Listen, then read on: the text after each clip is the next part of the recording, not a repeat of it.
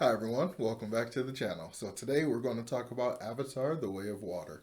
So normally I talk about books, of course, but I have to talk about this movie because I was a huge fan of the original one in 2009, like a huge fan of it. So I've been one of the people who have been diligently waiting for this movie, so I want to talk about it. So yeah, with that being said, make sure you hit the like button and subscribe to the channel if you haven't done so already, and let's begin.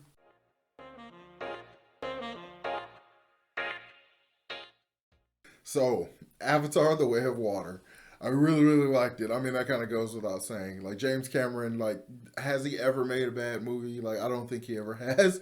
And the fact that his last name is my first name, I think is pretty cool. So he gets a little bit of extra points for me. And his first name is my brother's name, so I think that's hilarious.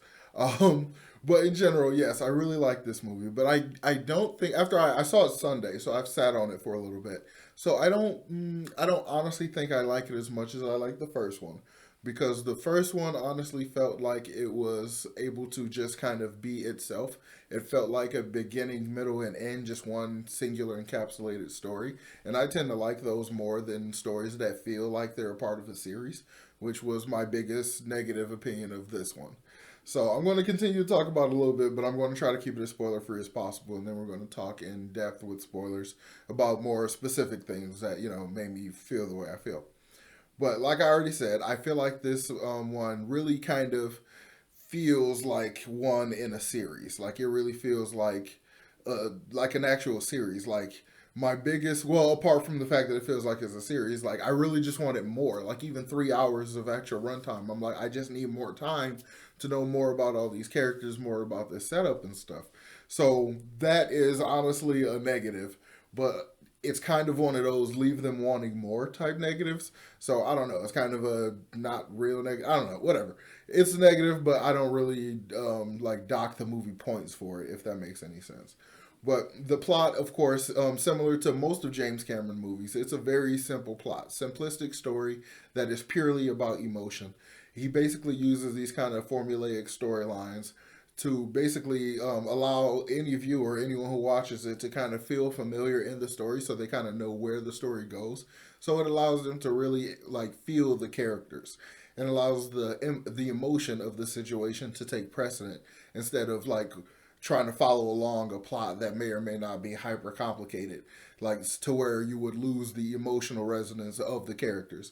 I mean, obviously the goal is to do them both, simultaneously, but when your primary focus is emotion and visual spectacle, then complexity of story kind of becomes less important. At least that's kind of the James Cameron MO. If you go back to literally any movie he's ever done, the plot is very simplistic, but the emotions are quite high and the visuals are amazing. That's kind of just the type of filmmaker he is. So, similar to the 2009 movie, these characters are really fun. They're interesting. They're very real. They feel like real people. There's like almost, I would say, there's little acting because they just feel so naturally integrated into these characters and just the way they kind of work. I mean, honestly, the actors have been with these characters for so long that it makes sense that they will feel more naturalistic. But even the additional characters, the new people that are brought in, they feel very natural to their characters and their characterization and stuff. And it's just really well done. I really like it. I like that the plot is fairly simple. It really allowed me to connect with these like a large number of new cast members. Like there was a lot of new characters introduced, and the fact that I didn't have to truly try to keep up with the plot allowed me to like really get into who these characters were and really get interested in their story and stuff. So I really like that part of it. Of course, that's my opinion. And let's talk about some of the visuals. Like it goes without saying, this movie took 13 years to make. This movie looks beautiful. Like it looks like unlike anything I've ever seen. I honestly have no clue how it was done. Like the first one in 2009 was really amazing, like mind blowing. I was 19 at the time, and wait, how old was I? Yeah, I was 19. That's sad. I was 19, and it just kind of, it blew me away so completely. Like I don't know if any of you heard about the stuff that was going on around that time, where people saw the movie and then they would like fall into a depression because they couldn't live in Pandora. I was basically one step away from full depression. Like I left the movie almost completely in tears just on the concepts and the the green eco conservationist kind of idea and messages that are in the movie, and they also are in this one as well. So like those kind of things, that's always been something that's been a part of who I am. So to have it so highly emphasized, and then have the basically the subtle idea of what I feel like Earth is be magnified to such a degree on Pandora, it really hit me hard back then. So to revisit this world was just exactly everything I wanted. It was so beautifully done. It was so incredibly well thought out, and so just clearly there's more in this world that Cameron wants to talk about. He's clearly seeding, like he clearly has an environmental message. Like in the other one, it was like save the forest. This one is save the oceans and everything, as the previews and the trailers basically are telling you. So it's just, I don't know, it resonates with me on that kind of level. So, and the visuals are just remarkable. But there was like some points in the first one, not even like having to do with the 3D. Like there was just some stuff, all the Navi are CGI people and stuff, and it was just mocap.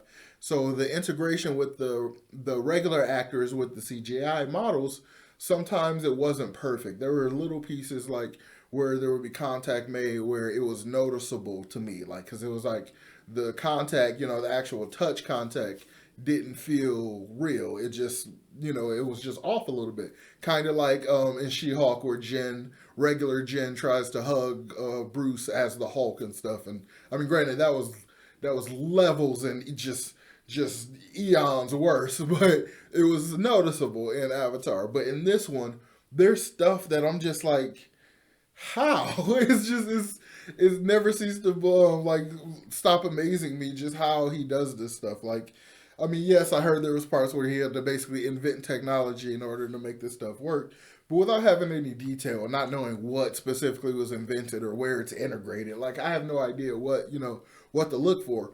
But there's some stuff that typically I notice with CGI that in this one it's just like I took it as this was something we can't get past because it's just the nature of integrating technology with real life visuals. And James Cameron was like, yeah, no, that's not the case. We can do better. And they did. And it's just I don't, from a technical level, just the artistic level, visual level, it just looks astonishing. Like, and it's just, that's, I guess that's all I can say. It's remarkable. It's unlike anything I've ever seen, and it's beautiful. And it gave me like the feeling I used to have when I was a kid and would go see a big movie. Like my sister and my brother and my mom and dad, we would all go to the theater. Like the first time I saw The Haunting, that cheesy movie from like the '90s, early 2000s when it came out. We saw that in the theater. I just remember this kind of cliche, awesome theater experience emotion, like just the awe of being at the theater and seeing this and all this stuff. Like this kind of movie gives me that same feeling. Like this, Endgame, and what else has done that?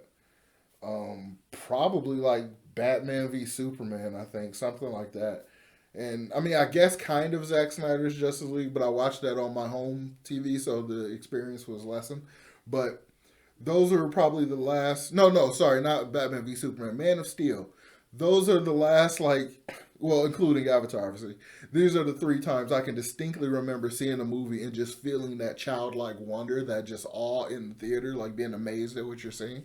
And like this is just no. Actually, also let me add Blade Runner 2049 to that. Actually, if I think about it, I could probably add a couple more to that.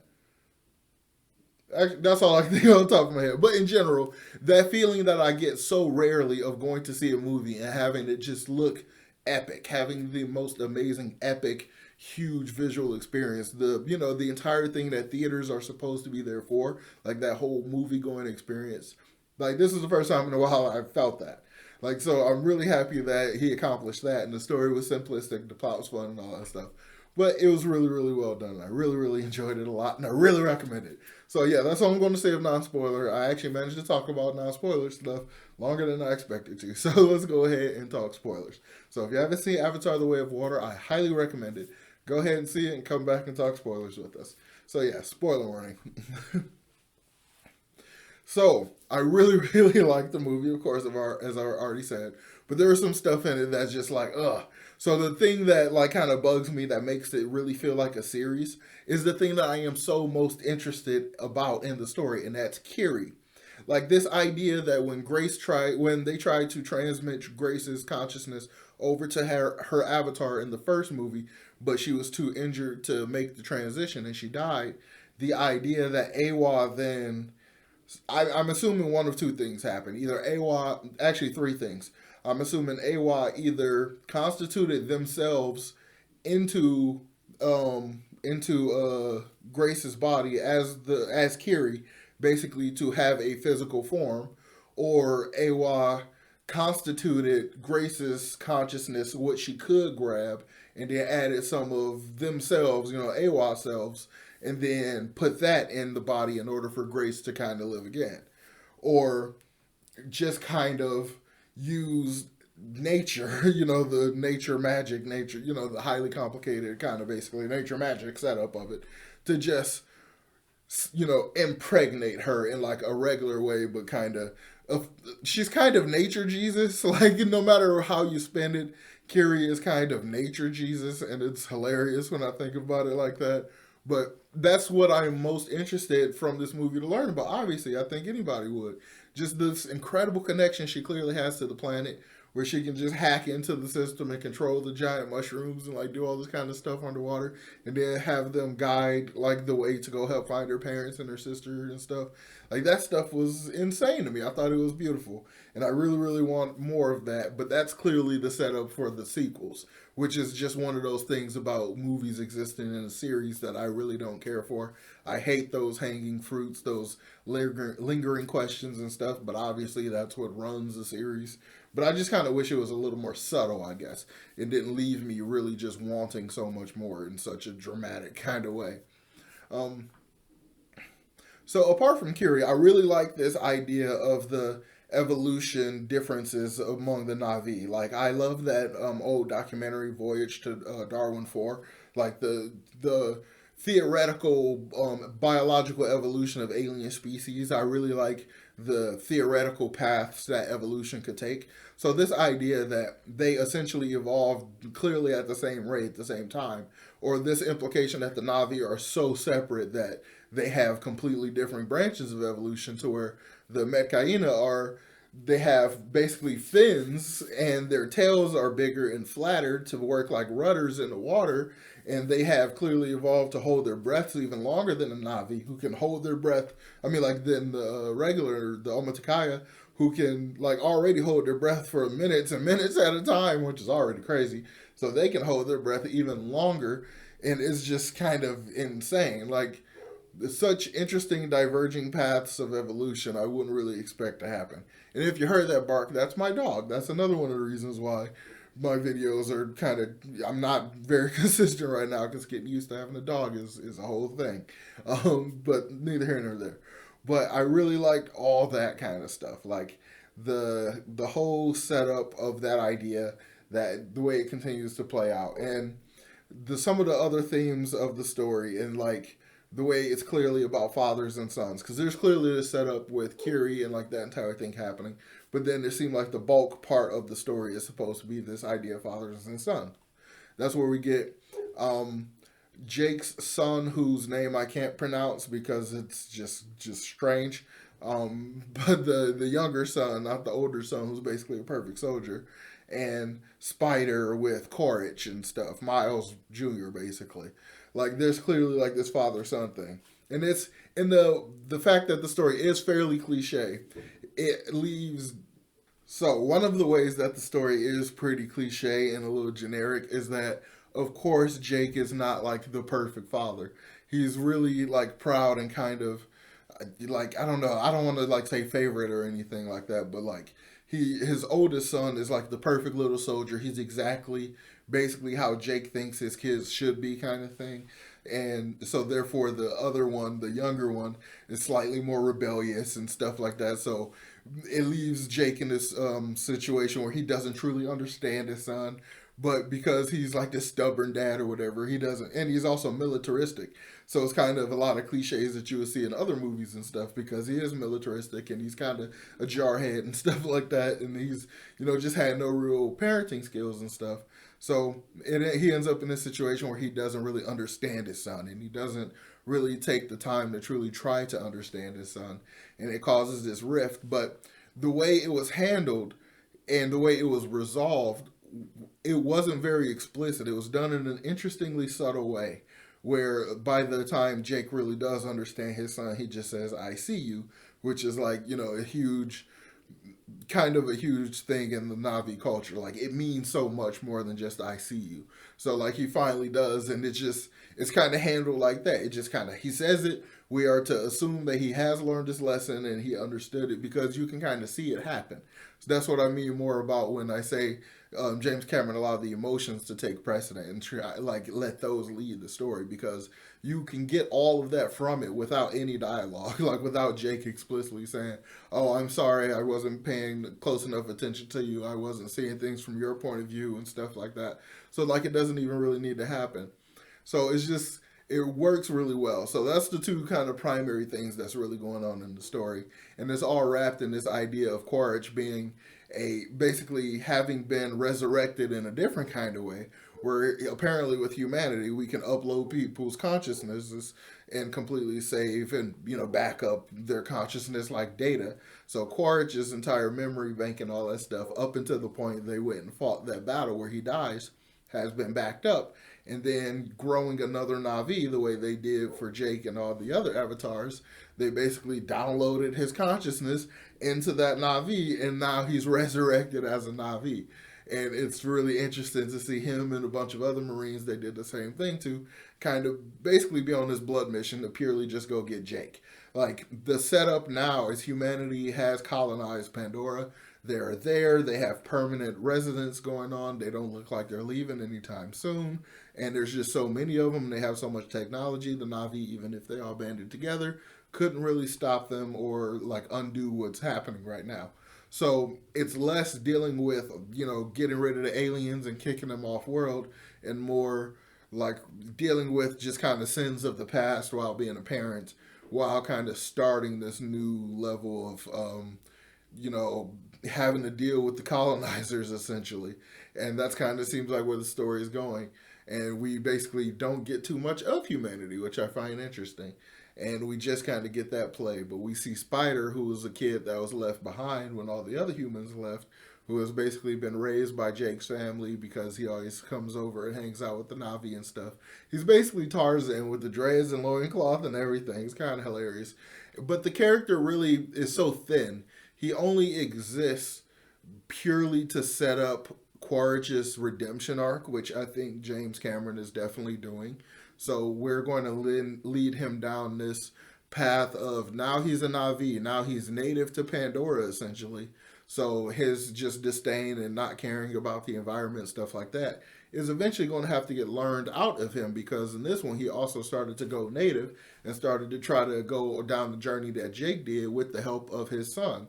So he's going to eventually get a redemption arc. That seems to be clear. So eventually he's probably going to switch sides and be on Jake's side, and it's going to have a whole new appreciation for the world. So I think there is really this kind of colonization, you can't get rid of humanity thing kind of coming down the pipe. I don't really care for it, but it's, it's a thing, and it's very real life. So I guess that's why it's probably going to happen in that way. But I really, really like this movie a lot, and I could probably gush about it for I don't know how long. So let me know in the comments down below what was your favorite part of the movie if you've seen it. And if you want me to make any more videos talking about specific parts, we can just continue to rap about it. We can basically turn this into a full podcast series where I just kind of rant and ramble and just kind of have generic conversations with all of you about movies and stuff I like. I really like that idea because if you can't tell by my content, that's very much my style. I'm very much stream of consciousness. I don't like scripts and all that kind of stuff. So yeah, let me know about that and we can, figure that out going forward. So yeah, make sure you hit that like button, subscribe to the channel if you haven't done so already, and I will talk to you all next time. Peace.